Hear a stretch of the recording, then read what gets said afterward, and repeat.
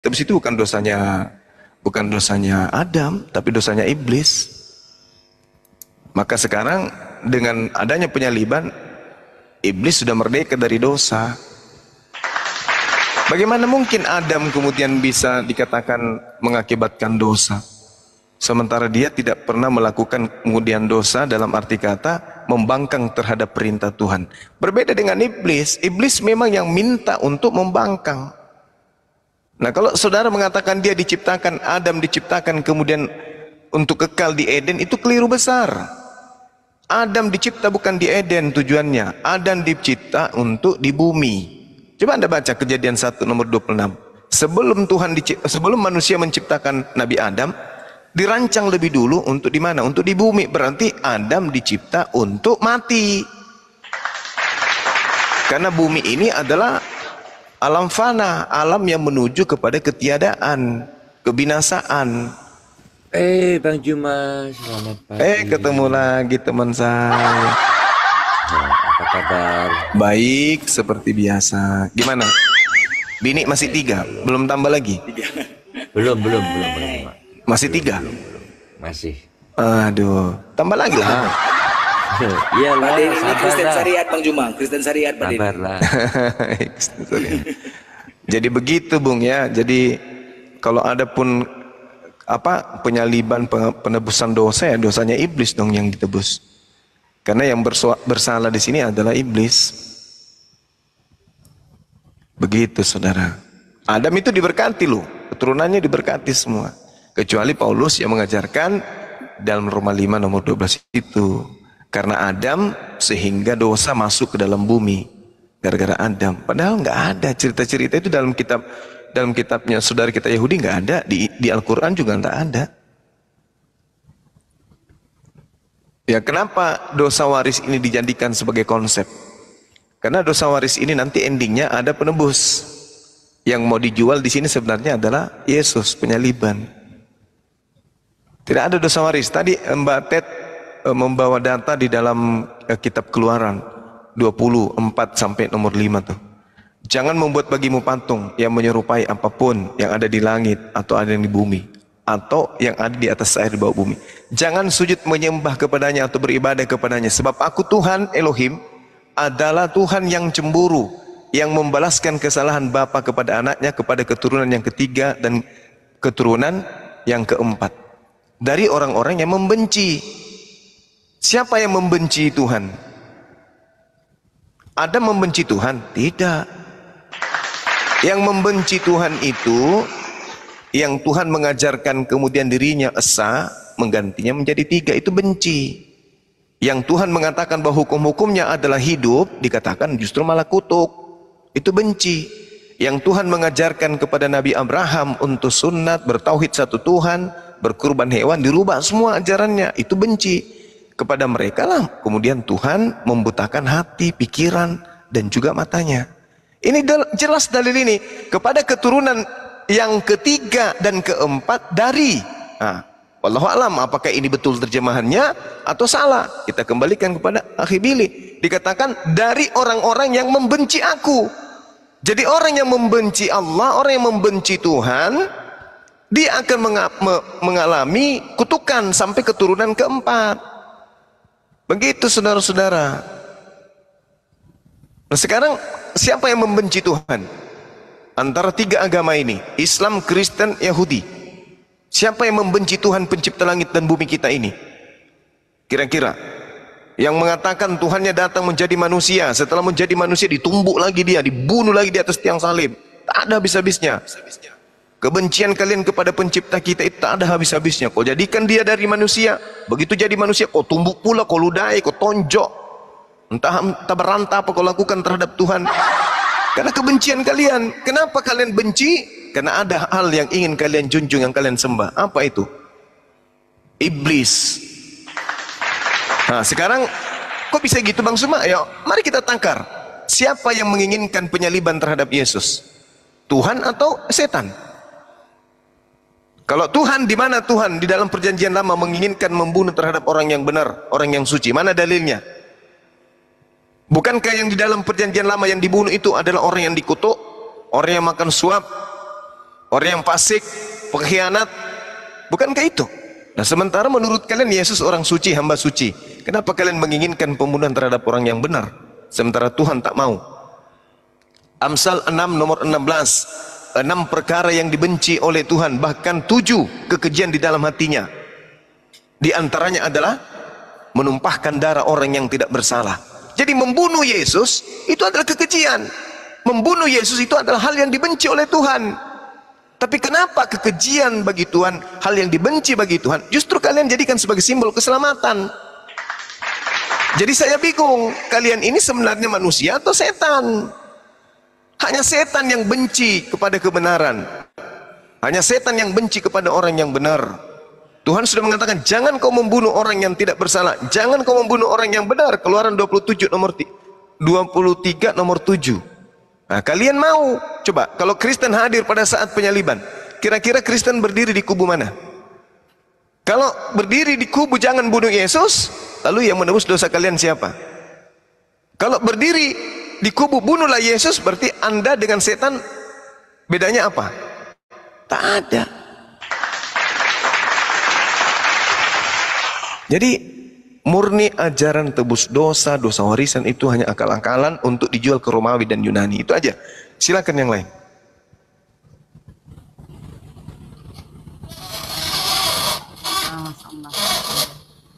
Betul sekali. Assalamualaikum. Only one. Tanggapi Bang Only. Waalaikumsalam. Oh, pengikut jalan silakan. Oke. Jadi kalau menurut pandangan saya, Bang Jimmy, penyalipan itu memang sudah kehendak Allah Bapa pencipta ini tadi. Makanya dia menurunkan firman-Nya dan menciptakan menjadi firman-Nya itu dijadikan daging, yaitu manusia. Itu untuk mengabarkan kerajaan Allah, Bang. Bahkan mungkin Allah Bapa Sang Sumber ini ingin menyatakan loh bahwasanya aku ada, aku hidup, dan akulah yang layak disembah. Itu jelas ketika firman-Nya itu dijadikan daging atau manusia dan mengabarkan semua. Tapi firman ini karena berasal dari Allah, firman ini yang menjadi manusia ini mempunyai atau memiliki kekuasaan juga sama seperti Allah Bapa ini, sang sumber ini. Jadi ini memang harus terjadi. Bila mana ini tidak terjadi, ini semua manusia akan binasa, Bang. Akan binasa, melainkan tidak mendapat kehidupan kekal. Bila tidak mempercayai bahwasanya ini Tuhan Yesus Kristus adalah juru selamat yang memang berasal dari Allah, kita akan binasa, Bang. Kita akan binasa. Tapi kalau kita sudah mempercayai bahwasanya ya, Tuhan Yesus Kristus adalah juru selamat saya, walaupun saya melakukan dosa dan saya memohon ampun dengan berdoa dalam roh dan kebenaran, saya akan diampuni. Nah, dosa itu pun akan hilang yang saya lakukan itu karena saya dengan sungguh-sungguh mohon ampun. Itu akan terhapusi. Tapi bila mana tidak ada penyalipan atau penebusan, walaupun kita jungkil balik, nangis darah, mohon ampun pun tetap akan tidak bisa. Karena apa? Karena itulah penyalipan itu. Tuhan Yesus Kristus mendamaikan antara manusia dan Sang Pencipta ini agar bisa dekat, lebih dekat lagi. Seperti itu makna dari penyalipan ini, penebusan dosa ini. Begitu Bang Juma. Oke, mohon izin yang lain. Jadi gini saudara, penyaliban itu memang harus terjadi. Memang terjadi. Al-Quran juga mengaku itu. Penyaliban itu terjadi. Secara histori juga di dalam Bible saudara terjadi penyaliban itu. Memang mutlak harus terjadi. Permasalahannya yang disalib ini siapa? Itu dulu. Mari kita tanya kepada Yesus. Kita tanya kemudian kepada Bible. Coba kita lihat. Sabar-sabar. Saya ada telepon masuk ya Bang. Mohon maaf ya Bang. Iya, habis itu masuk lagi Bang ya. Nah, coba kita lihat. Ini kitab saudara kan? Anda percaya Bible itu firman Tuhan menurut iman saudara, saudara-saudara Kristen. Kita lihat dalam Lukas 22 nomor 22. Apa yang tertulis di sana? Anak manusia memang akan pergi seperti yang telah ditetapkan. Jadi kepergian Yesus itu memang akan pergi sesuai dengan yang sudah ditetapkan. Akan tetapi celakalah oleh orang yang olehnya ia diserahkan. Jadi Yesus itu memang harus pergi sesuai dengan apa yang sudah ditetapkan. Nah, lalu kemudian dikatakan dalam Lukas, di dalam Matius 26 nomor 24, itu juga dikatakan oleh Yesus sendiri bahwa aku memang harus pergi sesuai dengan apa yang sudah tertulis. Nah, sekarang permasalahannya apa yang sudah tertulis tentang Yesus? Yang sudah tertulis tentang Yesus itu apa? Kalau Anda percaya kemudian dan membawa kitabnya saudara kita Yahudi, ya mau tidak mau kalian harus mengambil kitab itu sebagai acuan. Belum lagi Yesus mengatakan di dalam kitab saudara bahwa Lukas 24 nomor 44, Yesus berkata kepada mereka, ini ucapan Yesus. Yang aneh kalau kalian tidak percaya ucapan Yesus. Inilah perkataanku, kata Yesus, yang telah kukatakan kepadamu ketika aku masih bersama-sama dengan kamu, bahwa harus digenapi semua yang tertulis tentang aku dalam kitab Taurat Musa, 1, dan kitab para nabi-nabi, 2, dan kitab Mazmur, 3. Ini kata Yesus. Ada nggak tertulis di dalam pengakuan Yesus dalam Lukas 24 nomor 44 ini? Harus tergenapi apa yang tertulis dalam kitab Roma. Ada yang tertulis tentang aku yang tertulis dalam kitab Filipi, tertulis tentang aku dalam kitab Galatia, tertulis tentang aku dalam kitab Lukas, Markus. Tak ada. Yesus mengatakan kitab Taurat, kitab nabi-nabi, kitab Mazmur. Yesus harus pergi sesuai dengan apa yang tertulis dalam 3 kitab ini. Nah, mari kita lihat dalam kitab Taurat tentang Yesus. Keluaran 23 nomor 7. Apa yang dikatakan di sana? Ini kalau Anda memaksakan bahwa harus Yesus, kita lihat dalam kitab, kita pinjam kitabnya saudara kita. Kita baca kemudian dari ayat 7 sampai ayat 8. Pinjam dulu. Harus kau jauhkan dirimu dari perkara dusta. Orang yang tidak bersalah dan orang yang benar tidak boleh kau bunuh. Yesus maju di persidangan untuk menetapkan dia benar atau dia salah. Ternyata hasil persidangan di dalam Matius 27, 26, Yesus tak sedikit pun ditemukan kesalahan. Sedangkan saudara-saudara mengimani Yesus ini adalah anak Tuhan yang suci. Di dalam Kisah Para Rasul 4 nomor 27 sampai nomor 30, Yesus disebut sebagai hamba Allah yang suci. Kalau suci berarti dia tak ada salah. Kalau dia tak ada salah berarti dia tak boleh dibunuh. Berarti Yesus mengatakan dalam Lukas 24 nomor 44 harus tergenapi tentang aku apa yang tertulis dalam hukum Torah. Apa itu? Orang yang tidak bersalah, orang yang tidak bersalah, orang yang benar, jangan kau bunuh, sebab aku Tuhan tidak akan membenarkan orang yang tidak bersalah. Aku Tuhan tidak akan membenarkan orang yang bersalah. Sekarang kan masalahnya begini, kematian Yesus itu untuk menebus dosa-dosa orang yang bersalah. Sementara dalil dalam Keluaran 23 nomor 7, aku Tuhan tidak akan membenarkan orang yang bersalah. Artinya tidak ada penebusan dosa. Orang-orang yang punya dosa ditebus dengan mengorbankan orang yang benar. Kecuali dalil yang ada di dalam Keluaran 23 ini dibalik. Haruslah kau dekatkan dirimu kepada kedustaan. Orang yang tidak bersalah dan orang yang benar harus kau bunuh, sebab aku Tuhan akan membenarkan orang yang bersalah. Itu kalau dibalik datanya. Tapi kan tidak. Tuhan mengatakan haruslah kau jauhkan dirimu dari perkara dusta. Berarti Anda harus meninggalkan diri Anda dari ajaran Paulus. Orang yang tidak bersalah dan orang yang benar tidak boleh kau bunuh. Makanya dalam Matius 19 Yesus ditanya sama muridnya, "Guru, apa yang harus aku lakukan supaya aku bisa hidup?" Apa kata Yesus? "Jangan kau membunuh." Yesus selalu mengatakan itu, jangan kau membunuh. Nah, sekarang Yesus mengatakan lagi, setelah Taurat kita temukan ternyata Yesus tidak boleh dibunuh, Yesus juga mengatakan, dan kitab nabi-nabi. Kalau berbicara mengenai kitab nabi-nabi, coba kita lihat di dalam Amsal tadi. Apa yang dikatakan di sana? Amsal 6 nomor 16. 6 perkara yang dibenci, bahkan 7 kekejian dalam hatinya. Salah satunya adalah menumpahkan darah orang yang tidak bersalah. Itu kekejian. Berarti Yesus tak boleh dibunuh. Jangan dibunuh Yesus itu. Lalu kemudian apalagi kata Yesus, harus tergenapi juga apa yang tertulis tentang aku di Mazmur. Ini tentang kepergianku. Inilah perkataan-perkataan Yesus di Mazmur 91. Di situ Yesus hanya melihat orang fasik menggantikan dirinya pada saat dia disalib. Apa pembuktiannya? Coba kita lihat dalam Matius 4 nomor 6. Ketika Yesus dicobai oleh iblis, apa kata iblis kepada Yesus? Yesus, benarkah kau itu adalah anak Elohim, anak Tuhan? Kalau kau benar anak Tuhan, silakan kau jatuhkan dirimu ke bawah. Sebab ada tertulis tentang engkau, bahwa Tuhan akan mengirim malaikatnya agar menatang engkau di tangannya, agar kakimu jangan terantuk kepada batu.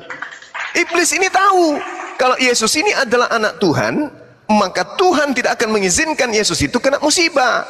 Untuk membuktikan Yesus ini anak Tuhan, coba buang dirimu. Karena kalau kau anak Tuhan, Tuhan akan mengutus malaikat. Ternyata betul. Di Mazmur 91, di situ sangat jelas dikatakan bahwasanya malaikat dikirim oleh Tuhan untuk menatang tangan anaknya. Malaikat ke tangannya.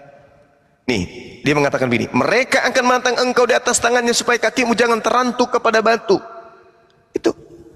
Malapetaka tidak akan menimpa kamu dan tulah tidak akan mendekati kepada kemahmu. Sebab malaikat-malaikatnya akan diperintahkannya kepadamu untuk menjaga engkau di segala jalanmu. Mereka akan menatang engkau di atas tangannya supaya kakimu jangan terantuk kepada batu. Ini ucapan iblis. Ini ucapan Tuhan diulang iblis di dalam Matius 4 nomor 6. Yesus, jika kamu adalah anak Tuhan, buang dirimu. Sebab ada tertulis tentang engkau, bahwa Tuhan akan mengirim malaikat untuk menatang engkau di tangannya agar kakimu tidak terantuk kepada batu. Jadi pengakuan Yesus dalam Lukas 24 nomor 44, tertulis tentang dia di Taurat, tertulis tentang dia di kitab para nabi, tertulis tentang dia di dalam Mazmur. Betul, Yesus haram hukumnya dibunuh. Seperti itu saudara. Karena Yesus mengatakan, memang aku harus pergi. Di Kisah Para Rasul, Yesus berkata, memang aku harus pergi seperti yang telah ditetapkan. Akan tetapi celaka orang yang olehnya diserahkan. Nah sekarang permasalahannya adalah 1 menit lagi. Kalau penyaliban itu memang terjadi, lalu siapa yang disalib? Nah kita lihat, kita ambil dari ucapan Paulus, Galatia 3 nomor 13. Yesus telah menebus kita dari kutu hukum Taurat, sebab ada tertulis, celakalah terkutuklah orang yang mati di atas tiang salib. Nah sekarang ada tertulis di mana? Ternyata tertulisnya di Ulangan 21 nomor 22-23. Coba kita baca di situ. Apabila ada manusia yang dihukum Tuhan yang selaras dengan hukuman mati, lalu dihukum terkutuk oleh Tuhan di atas tiang salib, jangan kau biarkan mayatnya semalam-malaman sehingga menyentuh tanah yang tanah yang diberikan Tuhan Elohimmu kepada nenek moyangmu. Nah, begitu. Ternyata yang tertulis ini adalah orang yang dikutuk oleh Tuhan. Dosanya seimbang, setara dengan hukuman mati. Sekarang permasalahannya adalah, apakah Yesus punya dosa? Apakah Yesus ini dikutuk oleh Tuhan? Apa sebabnya Yesus dikutuk? Tidak ada sebabnya. Sedangkan di dalam Ulangan 27 nomor 25, terkutuklah orang yang makan suap. Di dalam Amsal 17 nomor 23, orang fasik adalah orang yang menerima suap untuk menyerahkan orang benar untuk dibunuh. Amsal 21 nomor 18, orang jujur diselamatkan, orang fasik dipakai sebagai ganti orang yang benar, pengkhianat sebagai ganti orang yang jujur. Nah sekarang permasalahannya, siapa yang fasik? Ternyata fasik itu adalah Amsal 17 nomor 23, orang fasik adalah orang yang makan suap karena menyerahkan orang benar untuk dibunuh. Sekarang pertanyaannya, ketika Amsal 21 nomor 18 mengatakan orang fasik dipakai sebagai ganti orang yang benar dan pengkhianat sebagai ganti orang yang jujur, permasalahannya sekarang adalah siapa yang fasik di antara Yesus dan Yudas? Siapa yang makan suap antara Yesus dan Yudas? Siapa pengkhianat antara Yesus dan Yudas? Yang fasik, yang pengkhianat, yang makan suap, itulah dia yang mati terkutuk di atas tiang salib. Makanya di dalam Mazmur 91 nomor 8, apa yang dikatakan oleh Tuhan di sana? Apa yang dikatakan? Engkau hanya menonton dengan matamu sendiri dan melihat pembalasan terhadap orang yang fasik. Fasik, Amsal 17:23 adalah orang yang makan suap. Berarti Yesus terangkat ke langit, dia hanya menonton Yudas yang disalib. Mazmur 91 nomor 16, dengan panjang umur akan kukenyangkan dia dan akan kuperlihatkan kepadanya keselamatan daripadaku.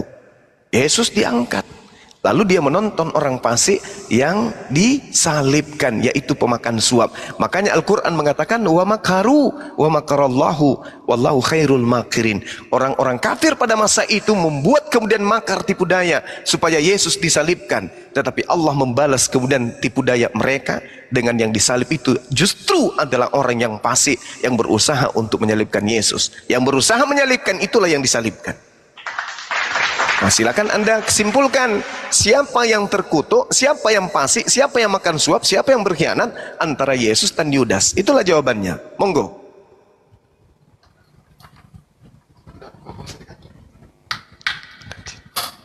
Silakan Mbak Only Itu. atau Bunda Ted.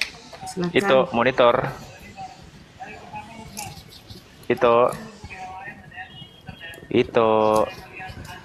Bu Rasmi, monitor Bu Rasmi. Only one udah tuh, coba cek. Only one. Oh ya, Bu Rasmi. Oke. Ya, sedikit ya teman-teman ya. Jadi konsep penyaliban ini sangat bertolak belakang dari kronologi kejadian menurut Bible. Ya, salah satunya tanpa adanya iblis maka Yesus tidak akan tertangkap. Lukas 2:23. Masuklah iblis ke dalam Yudas. Di saat Yesus ingin dicari tentara Romawi, kemudian menghasut. Artinya apa? Penyaliban itu adalah untuk menebus dosa, tetapi berawal dari iblis. Kan bertolak belakang. Ketika Yesus ditangkap dan disalib, apalagi kerja iblis? Sedangkan iblis itu menggoda manusia. Ini sangat bertolak belakang sebenarnya. Seharusnya iblis itu justru mencegah jangan sampai Yesus ditangkap. Betul. Seharusnya mencegah iblis jangan tangkap. Ini yang paling mendasar. Kemudian penyaliban itu pun juga sudah dibantahkan oleh Petrus. Bahkan di Matius 27:24, Pilatus cuci tangan. Aku tidak bertanggung jawab atas darah orang ini. Aku tidak bertanggung jawab. Siapa yang menghendaki? Imam Yahudi. Bagaimana mungkin seorang ibu melihat anaknya disiksa?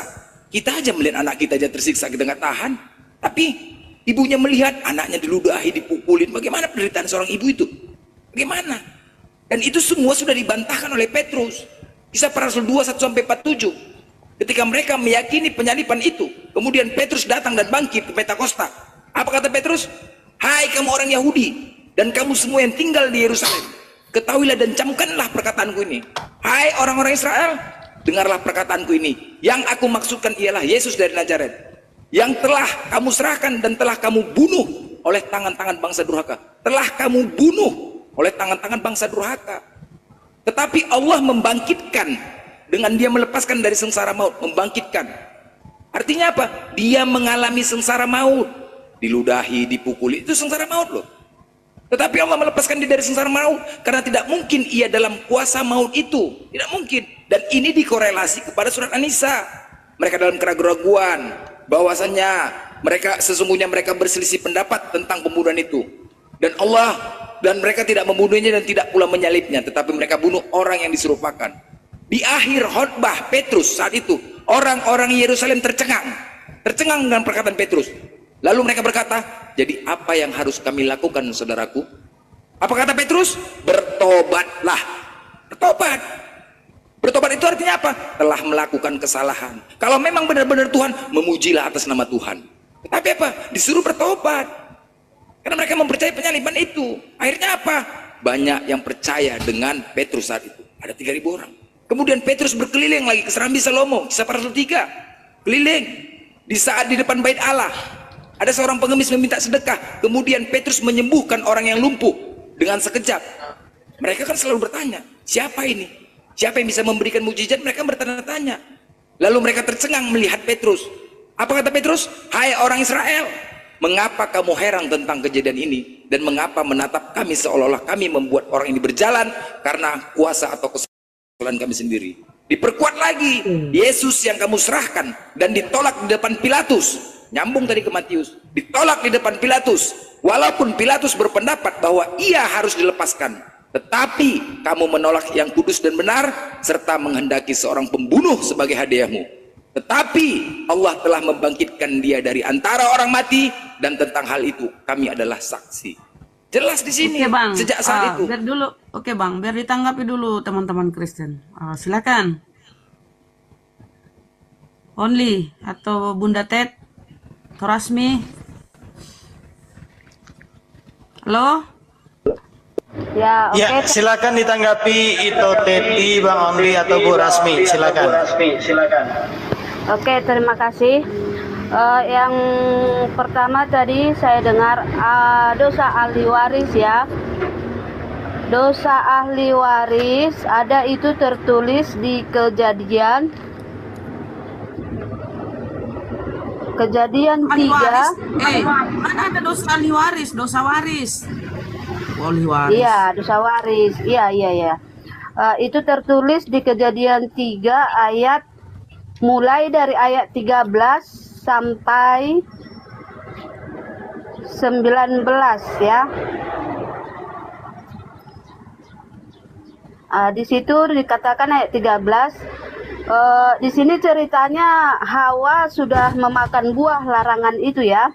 Dan Allah datang gitu. Allah datang menjumpai Hawa. Kemudian berfirmanlah Tuhan Allah kepada perempuan itu, "Apakah yang telah kau perbuat ini?" Jawab perempuan itu, "Ular itu yang memperdayakan aku, maka ku makan." Lalu berfirmanlah Tuhan Allah pada ular itu, "Karena engkau berbuat demikian, terkutuklah engkau di antara segala ternak dan di antara segala binatang hutan, dan dengan perutmu lah engkau akan menjalar, dan di tanahlah akan kau makan seumur hidupmu." Ya, berarti ini kutukan untuk ular ya, berjalan dengan perutnya ya, dan di tanah makanannya seumur hidupnya. Itu kutukan untuk ular. Dan untuk perempuan itu atau untuk Hawa, "Aku akan mengadakan permusuhan antara engkau dengan perempuan ini, antara keturunanmu dan keturunannya akan meremukkan kepalamu, dan engkau akan meremukkan tumitnya." Firman-Nya kepada perempuan itu, "Susah payahmu waktu mengandung akan kubuat sangat banyak. Dengan kesakitan engkau akan melahirkan anakmu, namun engkau akan berahi kepada suamimu." Ini kutukan untuk perempuan ya. Susah payah. Birahi bukan payah. berani. Enggak, bukan. Mbak, Bu. Ini Birahi bukan berani. Iya, ya kutukan untuk perempuan susah payah waktu mengandung sangat banyak ya, dan kesakitan waktu melahirkan, itulah kutuk untuk perempuan ya, dan dia akan birahi kepada suaminya gitu ya. Itu kutukan untuk perempuan ya. Lalu untuk Adam ya, lalu firman-Nya kepada manusia itu maksudnya di sini Adam, "Karena engkau mendengarkan perkataan istrimu dan memakan dari buah pohon." Bu, yang tanggapi yang dipaparkan tadi di Runda Bang Zuma nggak nyambung itu yang kau bahas. Tanggapi tuh. Kenapa nggak nyambung? Yang mati disalib. Loh. Awalnya tadi itu mulai dari dosa waris dia. Kan saya ingat dia ngomong apa dari tadi. Oke lah. Ya, silakan ditambahkan Bang Only atau itu Teti. Sepertinya Bu Rasmi belum habis ininya takjil tadi. Silakan. Maksudnya begini ya, teman-teman Kristen, mohon ditanggapin apa yang kami sampaikan gitu loh. Ditanggapin. Itu loh, Ya biar itu dapat tadi poinnya. dia bilang. Tadi kan dia bilang nggak ada dosa waris, kan kata dia. Saya bilang Konsep ini ada penyalipan dosa ini, waris. konsep penyalipan ini apa yang disampaikan? Menurut Anda gimana gitu loh? Itu loh. Bunda Teti aja, Bunda Teti bagus kalau dia. Ya, silakan itu Teti, silakan Bu Rasmi lagi galau kayaknya. Silakan itu. Kalian itu nggak nangkap ya otak kalian dari tadi. Ya diam dulu.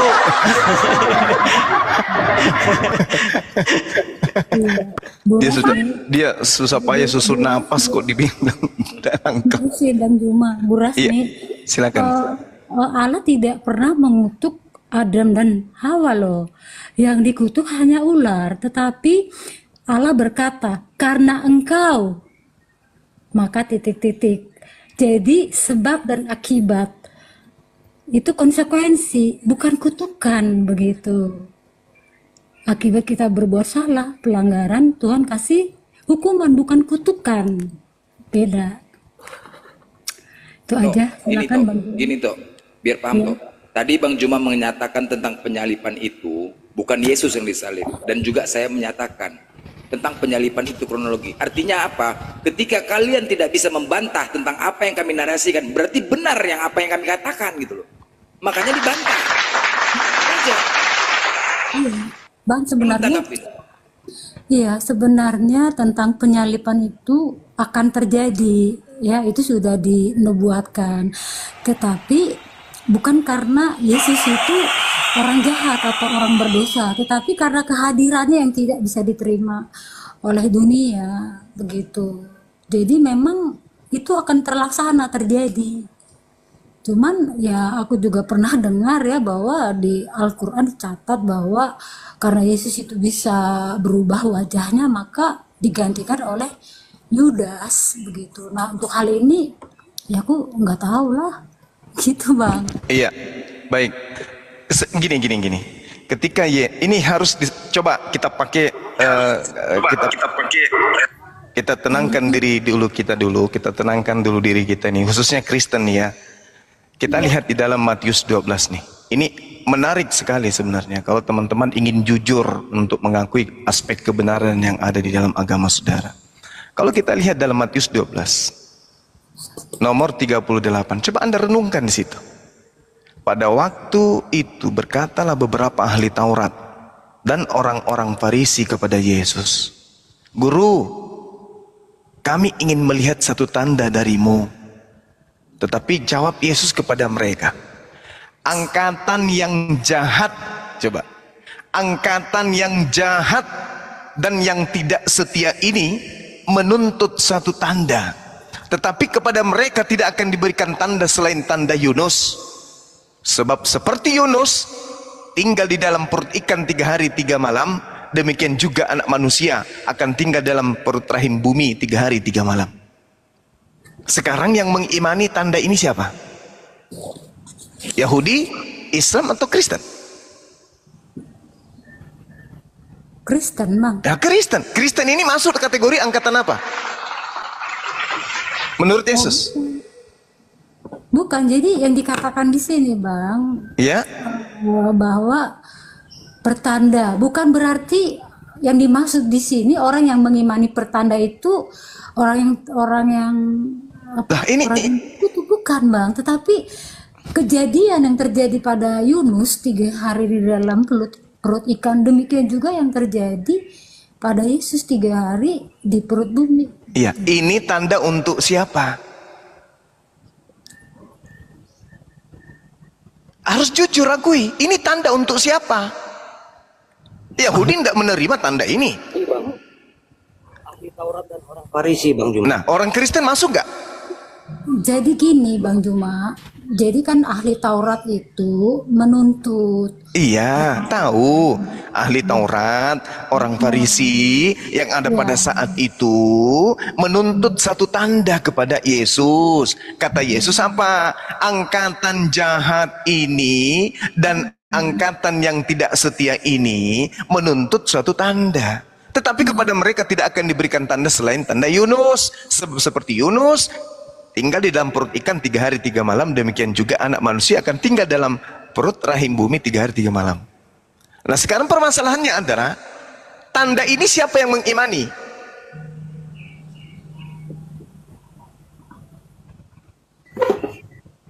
Yang mengimani. Ini kan kejadiannya kan dicatat di Alkitab Bang, di kitab para nabi. Makanya pertanyaan saya, saudariku, ini tanda diimani oleh siapa? Karena orang Farisi pada saat menerima tanda ini, dialah yang menyeberangi lautan, menjelajahi daratan, mengajarkan Yesus mati bangkit pada hari ketiga. Pertanyaan saya sederhana, ini tanda diimani oleh siapa? Tidak akan diberikan satu tanda pun kepada angkatan jahat ini selain tanda Yunus. Sekarang yang beriman kepada tanda Yunus ini siapa? Sekarang gini, coba Abang Juma memainkan peran ini, memainkan peran ayat 38. Oke. Sampai apa kira-kira yang ada dalam hati Abang? Saya datang nih, saya datang kepada Yesus nih. Saya tentu angkatan jahat kan? Siapa itu yang menolak Yesus? Oke, saya datang kepada Yesus. Abang sebagai Yesus, Bang. Abang sebagai Yesus di sini perannya. Saya enggak mau jadi Yesus. Saya sebagai orang Farisi. Bang Juma, Iya. maaf Bang Juma. Silakan. Potong ya Bang Juma. Jadi begini Bang, pada waktu itu berkatalah beberapa ahli Taurat dan Ya. orang Farisi kepada Ya. Yesus Kristus, Guru, kami ingin melihat suatu tanda Darimu. Tapi jawabnya, ini jawab Tuhan Yesus ya, kepada mereka, angkatan. Berarti arti dari angkatan itu Bang, itu satu kelompok. Ya. Dan inilah kelompok ahli Taurat dan orang Farisi ini. Iya. Angkatan. Ya, angkatan yang jahat dan tidak setia ini maksudnya ditunjukkan kepada ahli Taurat Farisi. dan juga orang Farisi. Itu dia Iya. dalam mungkin hitungannya mungkin orang 25 orang atau 30 orang lah gitu Bang. Karena Iya. ada Tuhan Yesus Kristus mengatakan angkatan. Angkatan ini bukannya semua, bukan. Angkatan orang ini. Iya, Jadi terus menunjukkan bahwasanya ini satu kelompok. Ya, angkatan yang jahat dan tidak setia itu menuntut suatu tanda. Tetapi kepada mereka tidak akan diberikan tanda selain tanda Nabi Yunus. Oke.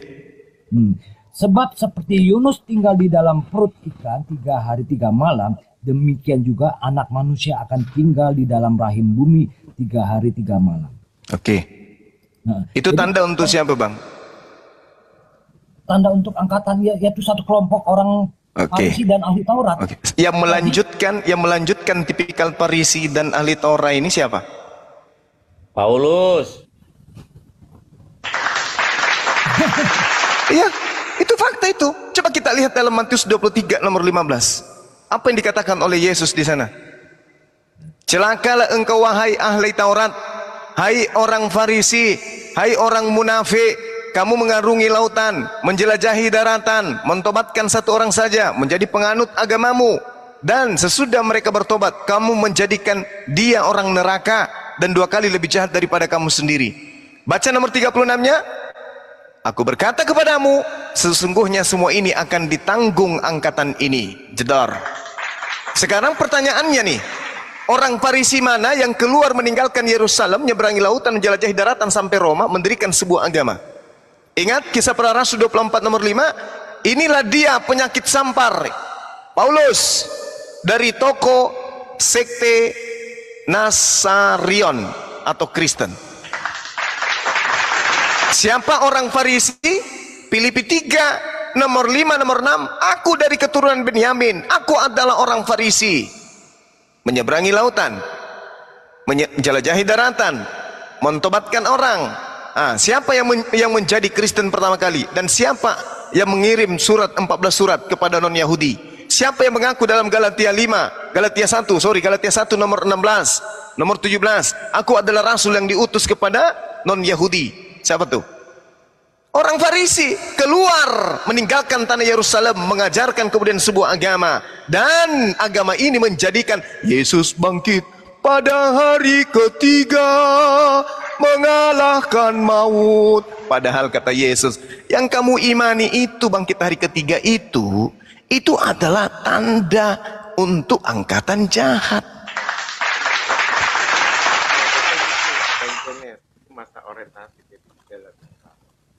Jadi Yesus mengatakan angkatan jahat ini minta tanda, dan tak ada satupun tanda yang akan diberikan kecuali tanda Yunus.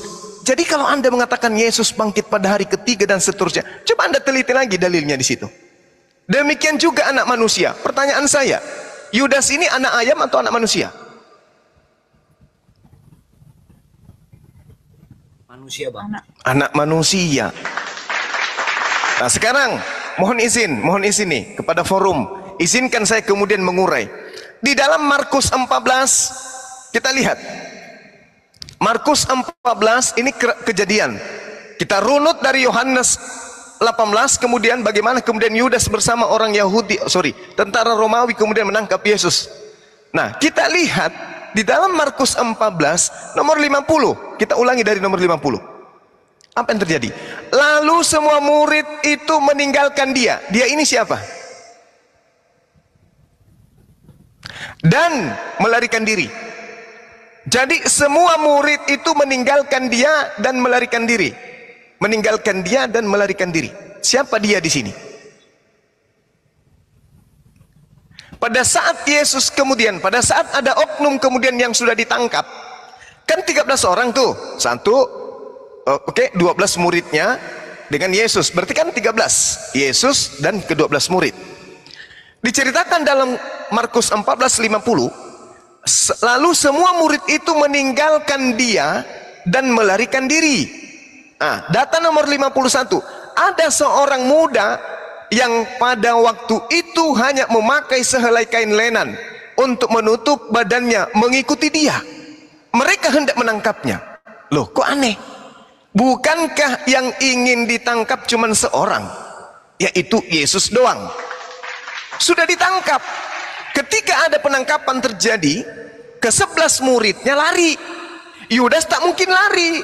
Yudas bagian daripada mereka, sang penangkap.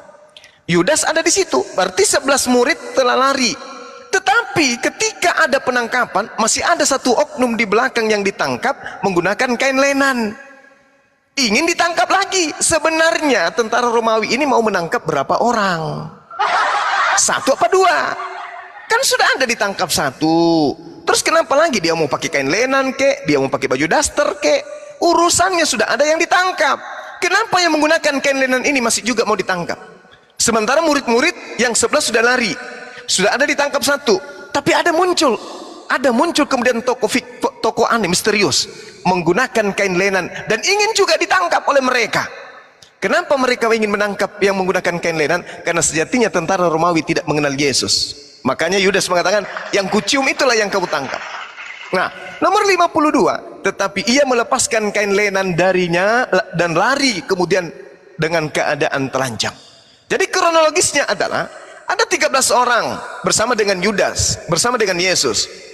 Yudas sudah berpihak, berarti tinggal 12. 11 lari, berarti tinggal 1. Nah, kenapa masih ada 2 oknum di situ? Ada yang ditangkap, ada juga yang berlari. Ternyata di dalam Yohanes 13 nomor 4, setelah kemudian mendekati perjamuan kudus, perjamuan terakhir, di data Yohanes 13 nomor 4, di situ ada oknum yang dituliskan begini. Lalu bangunlah dia dan menanggalkan jubahnya. Dia mengambil sehelai kain lenan dan mengikatnya pada pinggangnya. Pertanyaannya, siapa yang melepaskan jubah dan menggunakan kain lenan ini? Ternyata Yesus Kristus. Berarti yang lari melepaskan kain lenan tadi, lolos dari penangkapan adalah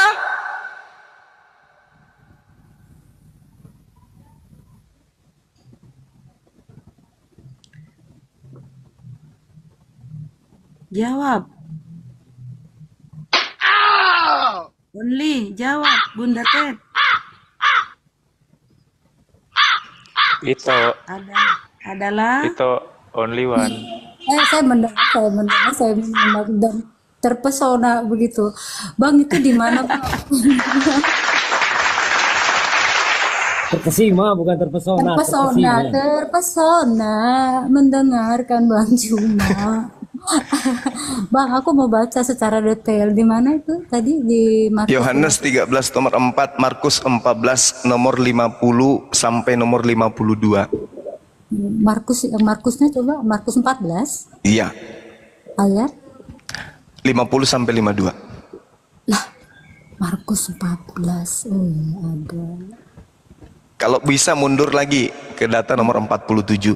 Salah seorang dari mereka yang ada di situ menghunus pedangnya, lalu meletakkan kepada hamba imam besar sehingga putus telinganya. Kata Yesus kepada mereka, sangkamu aku ini penyamun? Maka kamu datang lengkap dengan pedang dan puntung untuk menangkap aku. Padahal tiap-tiap hari aku ada di tengah-tengah kalian mengajar di bait suci, dan kamu tidak menangkap aku. Tetapi haruslah digenapi itu. Tetapi haruslah digenapi yang tertulis dalam kitab suci. Berarti apa yang tertulis di dalam kitab suci? Orang fasik dipakai tebusan bagi orang yang jujur, pengkhianat sebagai ganti orang yang benar. Maka apa yang terjadi? Penangkapan terhadap pengkhianat. Lalu Yesus yang datang di belakangnya menggunakan kain lenan, lolos melarikan diri. Itulah yang diterangkan dalam Al-Quran. Fatalaqa, diangkat dia, diangkat, diselamatkan. Bang, aku baca Ya, dulu ya, Bang. silakan. Dari ayat 50 sampai ayat berapa tadi? 52. Oke, pelan-pelan aku baca ya. Siap. Yang di atas dengarkan baik-baik. Lalu semua murid itu meninggalkan Yesus, dia, dan melarikan diri. Ada seorang muda yang pada waktu itu hanya memakai sehelai kain lenan untuk menutup badannya mengikuti dia atau Yesus. Mereka hendak menangkapnya, prajurit ya. Berarti kalau tadi kata Bang Juma ada 13 orang bersama Yesus plus ada seorang muda yang hanya memakai sehelai kain lenan untuk menutup badannya. Tetapi di ayat yang 52 ini orang muda itu atau ia melepaskan kainnya dan lari dengan telanjang. Orang muda itu lari kok Bang, telanjang Bang. Iya, lolos kan? Tapi orang muda Bang, bukan Yesus Bang. Coba original teksnya. Mari kita uji original teksnya. Ayo. Original teksnya yang mana Bang? Original teksnya kata muda di situ apa? Ayo. Muda.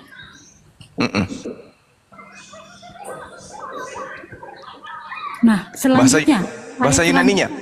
Bahasa Yunaninya. Kata muda di situ apa? Enggak tahu. Aku lanjutin dulu ya Bang, ayat 53 ya. Tadi kan orang muda itu sudah lari, kabur. Iya. Tunggu. Anak muda nih.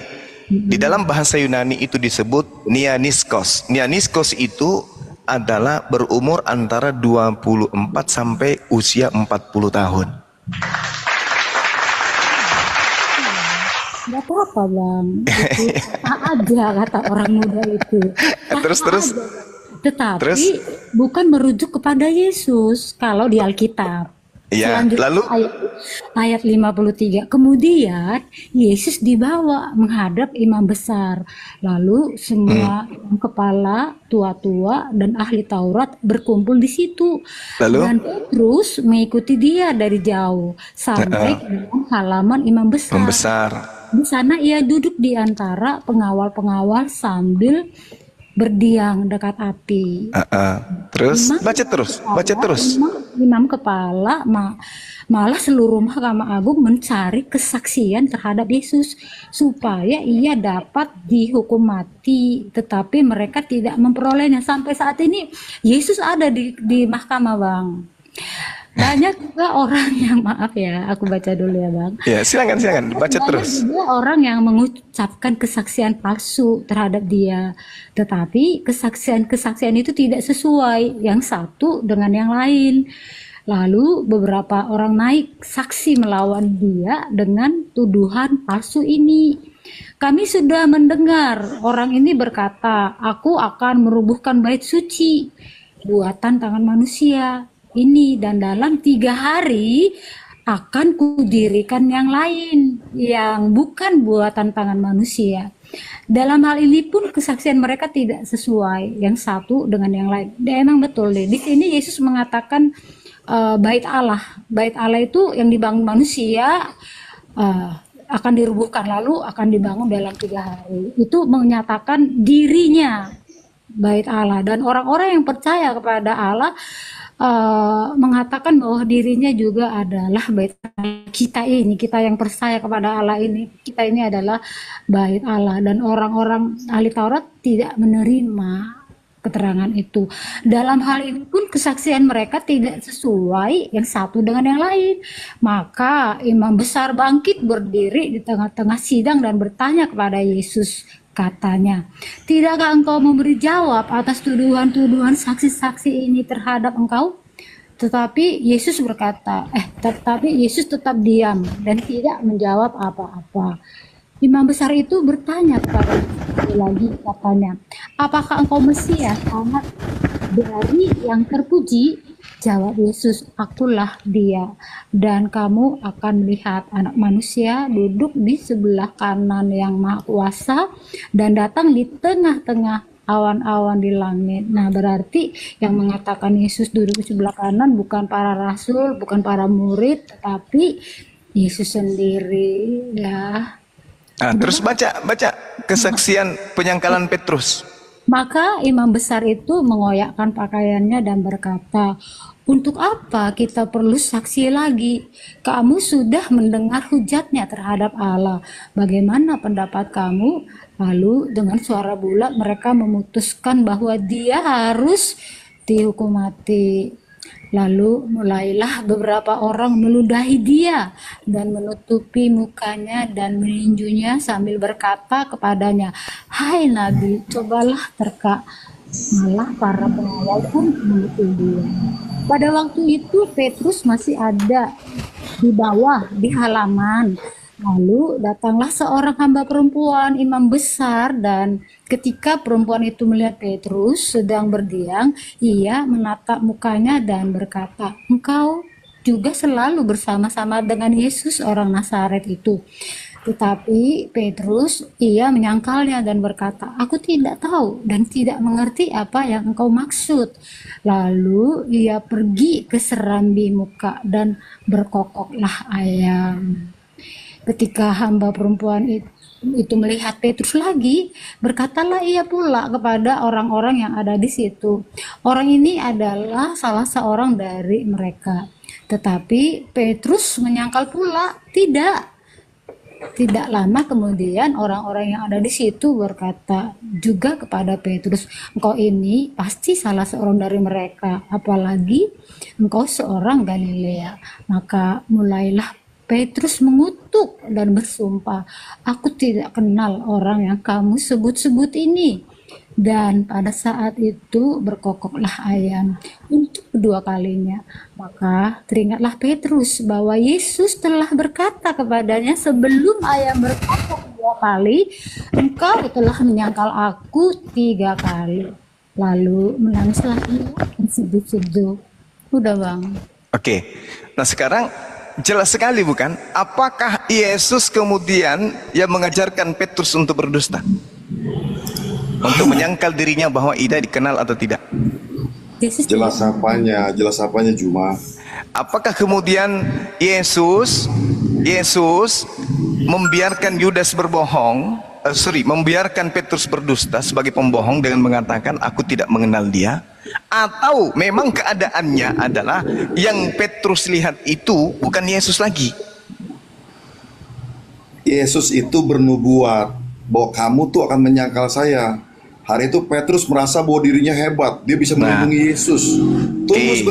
Tunggu sebentar. Dan akhirnya dia bilang, "Tidak, saya pasti bisa membela engkau," kira-kira seperti itu. Ternyata benar, begitu Yesus disalib, Yesus ditangkap, ternyata benar. Sebelum ayam berkokok 3 kali, kamu akan menyangkal. Benar-benar Petrus itu benar-benar disangkal. Tunggu sebentar. Karena Petrus yang mati di atas salib bukan Yesus. Bukan. Anda ngawur. Udah jelas-jelas itu nubuatan itu benar tentang Petrus, saudaraku. Ya memang Petrus memang harus menyangkal karena yang di atas salib itu bukan Yesus. Salah. Anda membahas Markus 14. Anda percaya Markus 14, ya 50, 51, 52. Anda percaya dan Anda coba mengorek-orek itu dan memelintirkan itu. Oh, saya nggak melintir. Ini jelas ini. Ini jelas uraiannya jelas ini. Itu Anda menafsirkan pakai otak Anda sendiri. Saya tidak menafsirkan. Loh, Anda tahu gak itu siapa? Kok Anda bilang itu Yesus? Apakah Yesus membimbing Petrus untuk menjadi pendusta? Loh, itu lain cerita. Kok lain cerita? Itu adalah, tunggu sebentar. Itu nubuatan. Iya, apakah Yesus membimbing? Apakah Yesus kalau Anda fair, apakah Yesus membimbing Petrus menjadi seorang pendusta? Ternyata itu terjadi dalam hidup Petrus. Maka Petrus memang ayam berkokok 3 kali, maka kamu akan menyangkal. Kamu akan menyangkal aku. Anda sebab mengagumi di situ, malah Anda melihatnya masalah berbohongnya itu lucu. Saya lihat. Loh, Anda membahas Markus 14, ya. Yang mana sih yang iblis sebenarnya ini, Yudas atau Petrus? Aku yang memilih engkau yang 12. Yohanes 6 nomor 70. Tapi satu di antaramu adalah iblis. Yang mana yang iblis? Petrus atau Yudas? Kalau Petrus yang iblis, benarlah nubuatan Yesus bahwa dia akan menyangkal. Tapi kan yang disangkal ini, yang dimaksud disangkal di sini, ketika imam-imam kepala ini bertanya tentang Yesus, apa kau kenal ini? Enggak. Karena memang yang dilihat itu bukan Yesus lagi. Makanya dia 114 itu ayat 53 itu dikatakan Yesus yang dibawa ke mahkamah. Izin Bang Jack, aku sapa dulu nih Bang Ardi. Assalamualaikum warahmatullahi wabarakatuh Bang Ardi. Silakan. Mana ada kata-kata disuruh. Assalamualaikum warahmatullahi wabarakatuh guru. Waalaikumsalam. Lanjut Gurunda. Ya sudah kalau begitu, tolong tunjukkan di mana kemudian orang yang menggunakan kain lenan ini siapa? Di mana bisa kita temukan? Dia menggunakan kain lenan